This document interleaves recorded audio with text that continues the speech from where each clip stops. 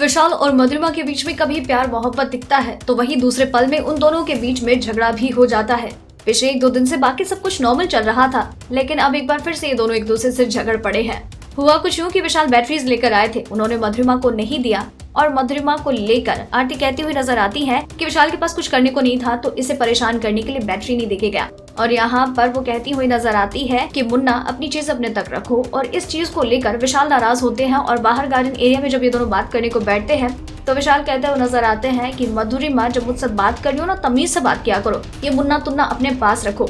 इस पर मधुरिमा कहती हुई नजर आती है कि तुम मजाक करो तो चलता है, जब मैं मजाक करूँ तो तुम्हें वो चीज पसंद नहीं आती है और तुम कहते हो कि तुम्हें मुझ पे थूकना तक पसंद नहीं है, लेकिन जब तुम मजाक करो तो फिर मैं रिएक्ट नहीं करूँ, ऐसा थोड़ी होता है। इस पर विशाल कहते हुए नजर आते हैं कि तुम्हें जो करना है करो, लेकिन अगर मुझसे बात कर रही हो ना, तमीज से बात करो, क्योंकि तुम ये बात पहले से जानती हो कि मुझे ये सब चीजें पसंद नहीं है। मुझसे बात करियो तो तमीज में रहकर, तहजीब में रहकर बात करो।